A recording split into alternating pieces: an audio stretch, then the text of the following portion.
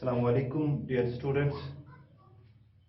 आज हम lecture number 3 states of matter के बारे में बात करेंगे बेटा। And what is that? That is called बेटा गे-लुसैक्स लॉ।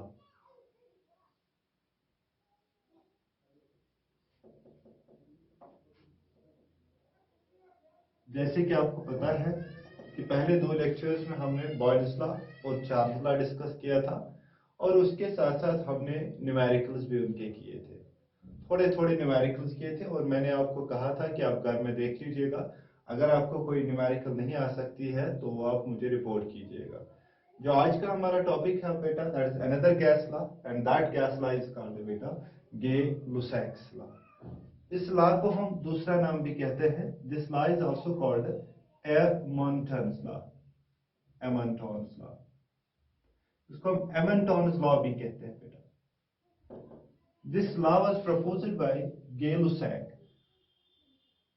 ये जो लॉ है ये प्रपोज किया गया है बाय गे-लुसैक। तो Gay-Lussac has proposed this law, and this law is also called what beta? Ementon's law. What is this law? This law established a relation between what beta? Pressure and temperature. So this law is a relationship between what? Pressure and temperature. Okay. This law is a modified form of Charles law. जैसे वहां हमने देखा था volume is directly proportional to temperature, volume और temperature के दरमियान हमने relation देखी थी। लेकिन ये गे-लुसैक्स लॉ जो है ये modified form of Charles law है, यानी कि आज हम देखेंगे प्रेशर और टेम्परेचर के दरमियान क्या रिलेशन है, and that relation is called बेटा गे-लुसैक्स लॉ, और दैट इज आल्सो कॉल्ड बेटा एमोंटन्स लॉ। ओके, चलिए देखते हैं व्हाट इज दिस लॉ बेटा। दिस लॉ जो है, ये जो लॉ है, this states, this law states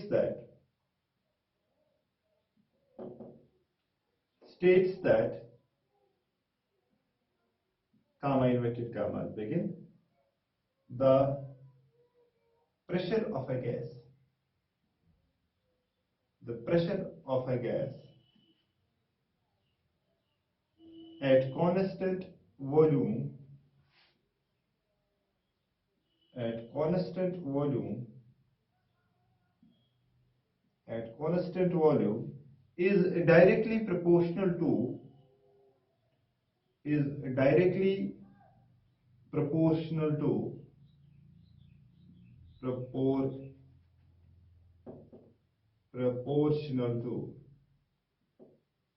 proportional to Kelvin temperature. याद रखिएगा, अगर आप कोई गैस लेंगे उसमें अगर आप प्रेशर आप वैरी करेंगे, उस प्रेशर वैरी करने से अगर आपका वॉल्यूम कांस्टेंट है, देन जितना आप प्रेशर चेंज करेंगे उतना वॉल्यूम में भी चेंज होगा, टेम्परेचर में भी चेंज होगा, and that temperature should be represented in kelvin. So यहां पर जो चीज फिक्स्ड रखते हैं हम बेटा, यहां पे हम कांस्टेंट दो चीजें रखते हैं, दैट इज वॉल्यूम और हम number of moles of gas रखते हैं।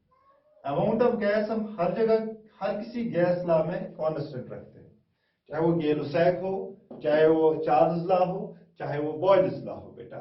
एक चीज तो हमेशा कॉमन है, एंड व्हाट इज दैट चीज बेटा?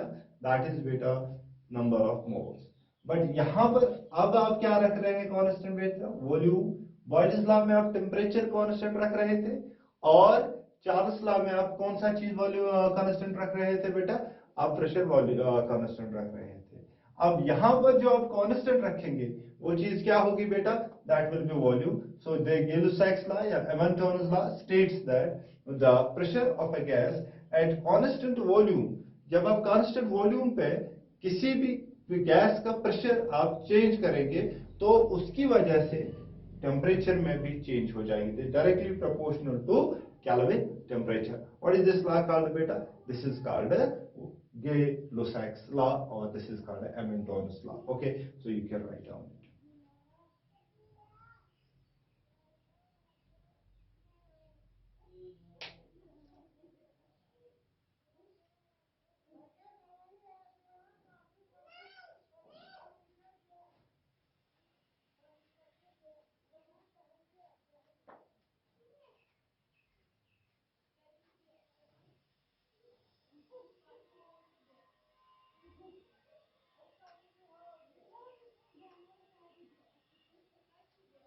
ठीक, ओके।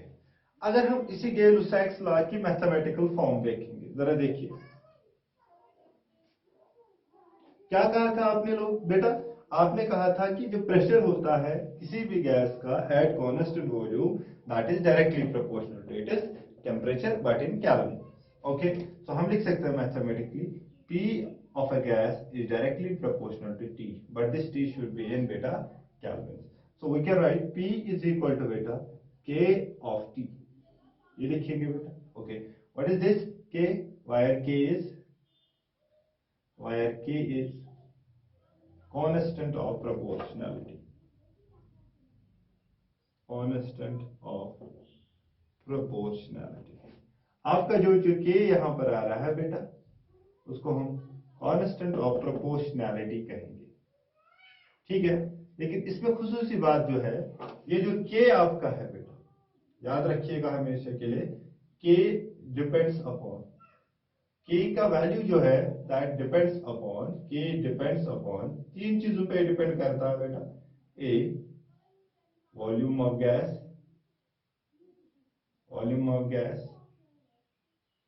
ठीक। दूसरा अमाउंट ऑफ गैस, और तीसरा जो चीज जो आप इस पर यूज कर रहे हैं बेटा, जिस पर डिपेंड कर रहा है, यूनिट्स ऑफ प्रेशर। अगर आप यूनिट्स ऑफ प्रेशर चेंज करेंगे तो उसकी वजह से बेटा जो आपका K का वैल्यू है वो भी चेंज हो जाएगा। वॉल्यूम ऑफ चेंज करेंगे तो K का वैल्यू भी चेंज होगा। अगर आप अमाउंट ऑफ गैस चेंज करेंगे तो उसकी वजह से K की भी वैल्यू चेंज होगी। तो हमेशा याद रखिएगा, this is the mathematical form of Gay-Lussac's law. But जो ये K आपका है, यहां पर जो ये K है, that depends upon following things, वो इन तीन चीजों पे डिपेंड करती है। ओके बेटा, सो you can write down it. Okay, चलिए।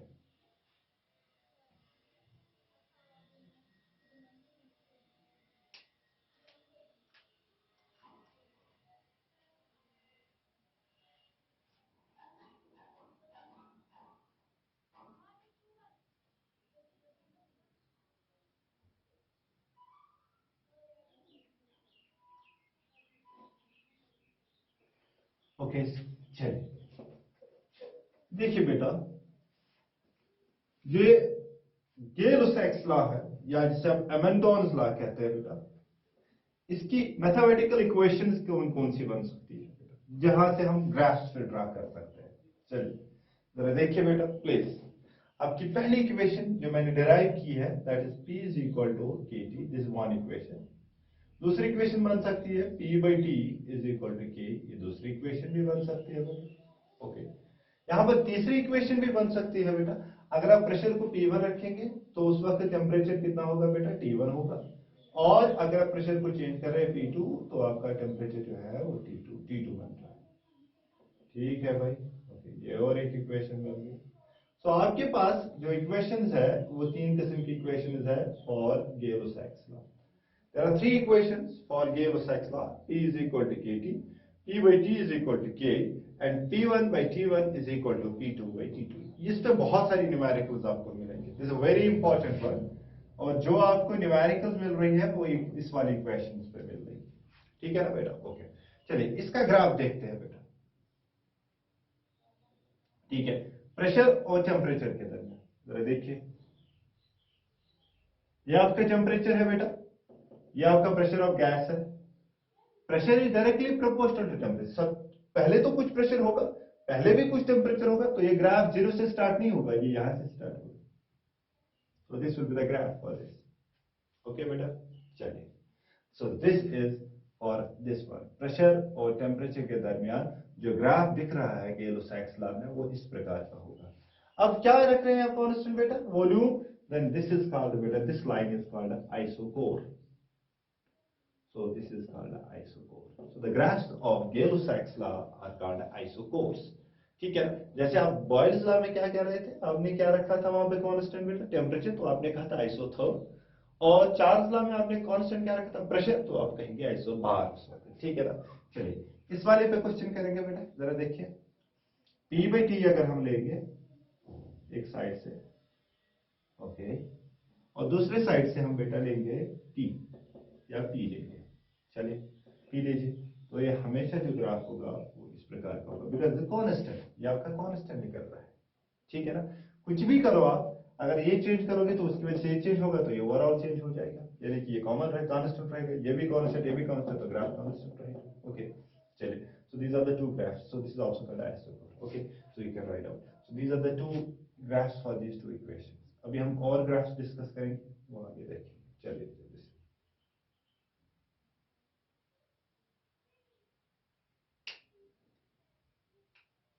ठीक है बेटा। ओके, और एक ग्राफ अगर हम देखेंगे बेटा, इधर देखो, यस,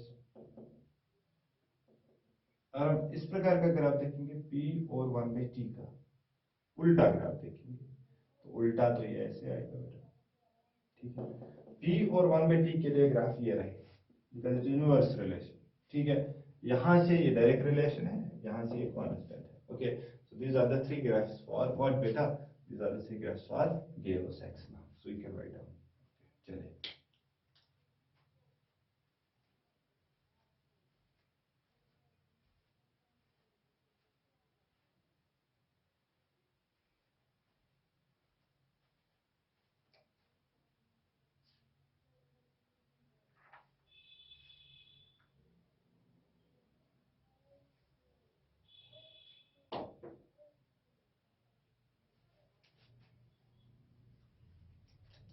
ओके, चलिए,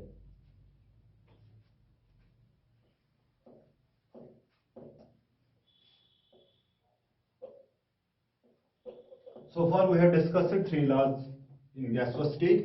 फर्स्ट लॉ बॉयल्स लॉ, और फिर हमने डिस्कस किया था चार्ल्स लॉ, और उसके बाद मैंने आपको न्यूमेरिकल दिखाए थे उस पे, और आज जो हमने डिस्कस किया अभी, that is called Gay-Lussac's law. अब बेटा जो हम डिस्कस करने वाले हैं another law, that is called Avogadro's law. What is that law called बेटा?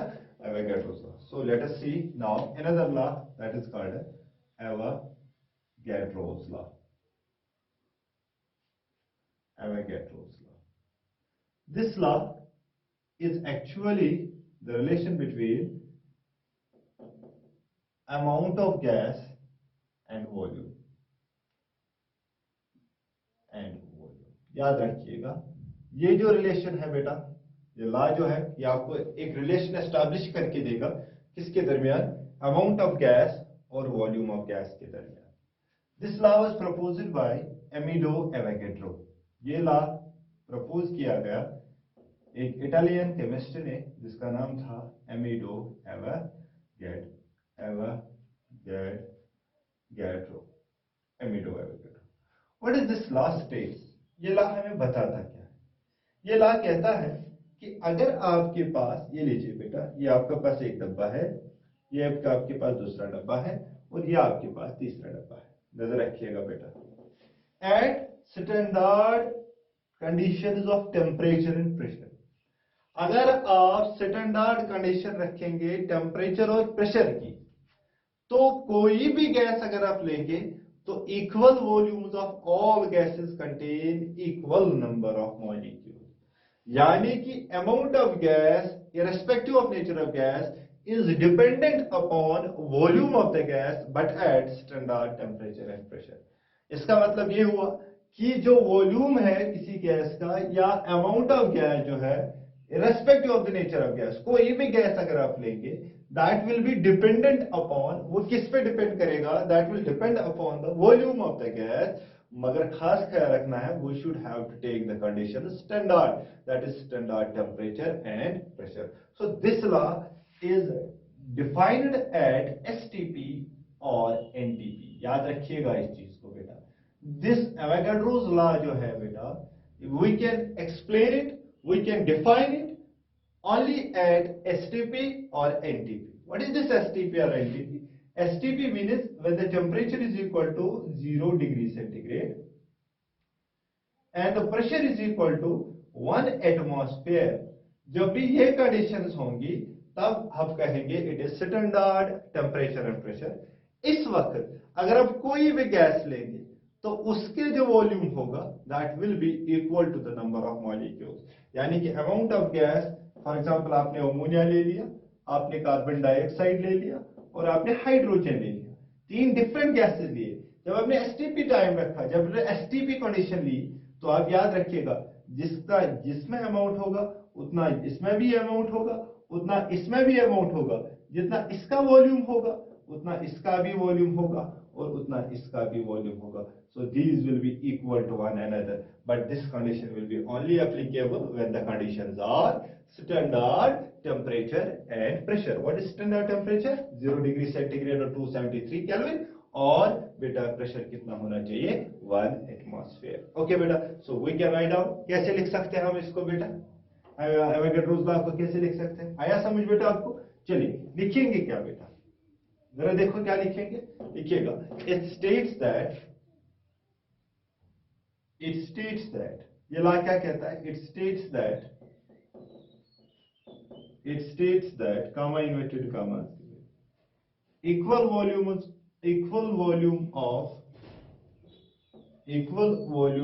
of all gases contain equal number of molecules at STP और NTP। याद रखिएगा बेटा हमेशा के लिए। तो ये लॉ क्या कहता है कि जो इक्वल वॉल्यूम्स होंगे गैस के, किसी भी गैस के, irrespective of the nature of gas, contain equal number of molecules, but at STP or NTP. And he has found it 22.4 liters of any gas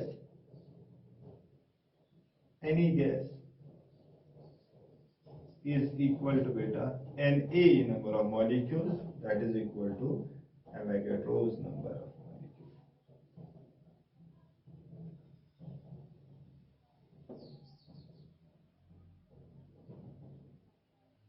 ठीक है ना बेटा? So we can simply say mathematical form इसकी हम बना सकते हैं बेटा। क्या बना सकते हैं? V is directly proportional to N. So this is called Avogadro's law. So Avogadro's law. ठीक है ना बेटा? So you can write down it.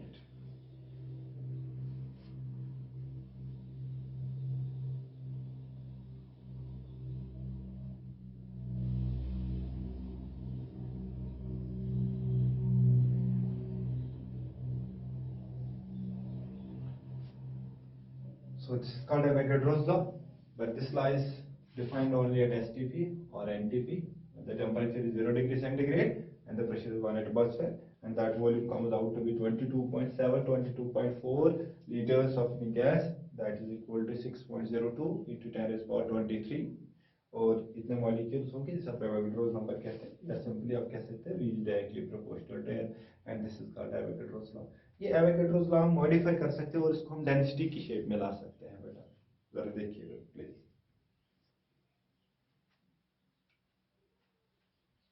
ठीक है, ओके चलिए।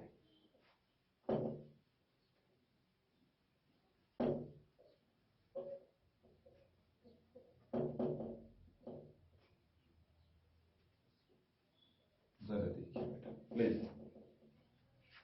अब लिख रहे हैं V is equal to बेटा Kn, ये होगा Avogadro's law, where K is constant. Okay, we know number of moles किसके बराबर होता है बेटा? किसके बराबर होता है? मास डिवाइडेड बाय मॉलिक्यूलर मास। पढ़ा होगा आपने क्लास फर्स्ट में, क्लास 11th फर्स्ट यूनिट में पढ़ा होगा मॉलिक्यूलर मास ऑफ गैस। ठीक, तो आप लिख लीजिएगा ना, V इज इक्वल टू बेटा K इंटू बेटा आप लेंगे मास डिवाइड बाय क्या लेंगे बेटा आप? Molecular mass. ठीक, ओके, तो ये बेटा मास बराबर। ठीक, ओके, जरा देखिए बेटा आराम से, कोई जल्दबाजी नहीं है हमारे पास, आराम से समझने की कोशिश कीजिए बेटा। तो हम लिख सकते हैं, ये जो मॉलिक्यूलर मास है इधर आएगा, तो molecular mass please, molecular mass of gas is equal to K into बेटा मास डिवाइडेड बाय वॉल्यूम। मैं लिख सकता हूँ molecular mass is equal to बेटा K intermediate density. So this becomes another formula for beta Avogadro's law. So molecular mass of any gas is always equal to K times density. This K is a constant and the density of the gas. So this is the density of gas.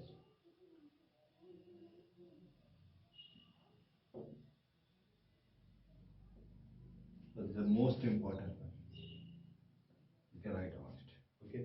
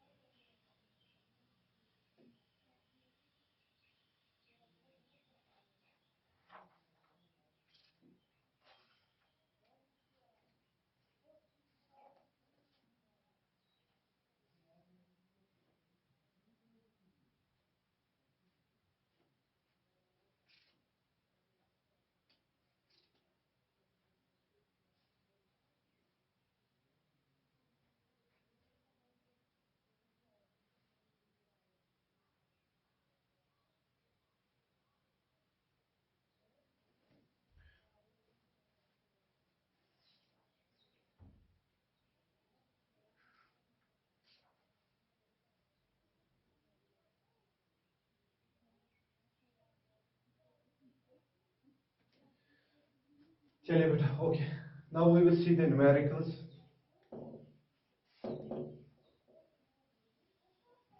चलिए अब numericals करते हैं बेटा, ताकि इस concept को हम अच्छी तरह समझ लें.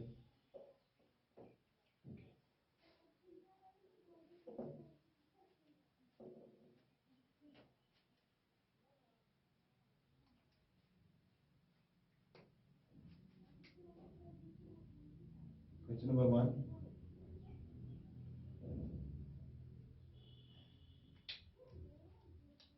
At what temperature?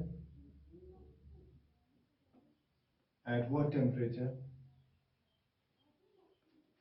the volume of a gas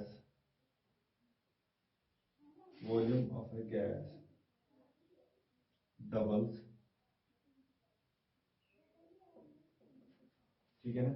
At what temperature the volume of a gas doubles? Volume of a gas at what temperature? What will be the temperature when the gas? Sorry, what will be the temperature when the volume of a gas at 0 degree centigrade doubles itself, keeping pressure constant, E constant. Confusing question है भाई, तो आप इसको solve कीजिए. What will be the temperature when the volume of a gas at 0 degree centigrade doubles itself, keeping P constant? Pressure को constant रखना है, आपको वॉल्यूम और टेम्परेचर के दरमियान रिलेशन देखनी है. ठीक है ना बेटा? तो यहाँ पे जो सॉल्यूशन होगा that will be as per Charles law. ठीक है ना? That is V is equal to K of T. ये कहेंगे ना, या सिंपली हम कहेंगे बेटा it is this one, V1 by T1 is equal to V2 by T2. यही फॉर्मूला लगेगी चार्ल्स लॉ के हिसाब से. ओके, आपको वॉल्यूम क्या करना है? डबल.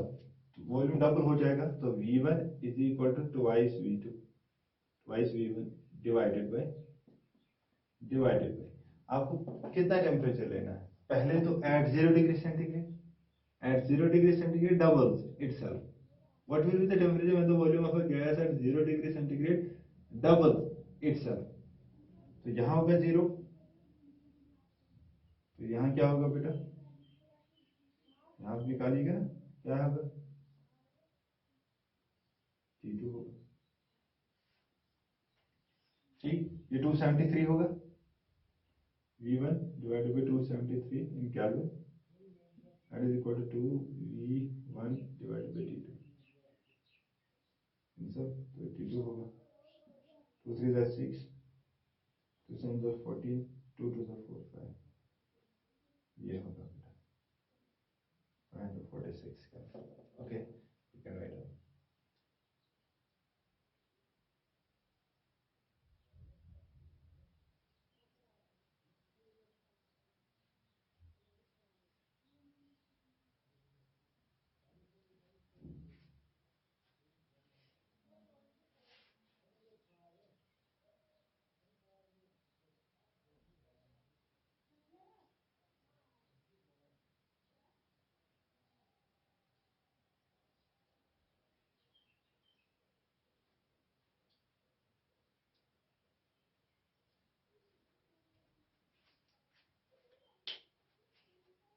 ठीक है, दूसरा क्वेश्चन बेटा जल्दी से please quick.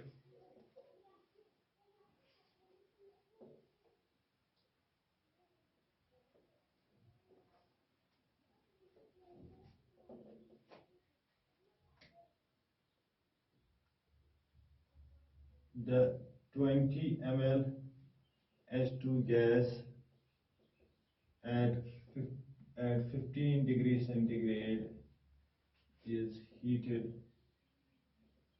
to 35 degrees centigrade. What will be new volume? बताइए न्यू वॉल्यूम क्या होगा।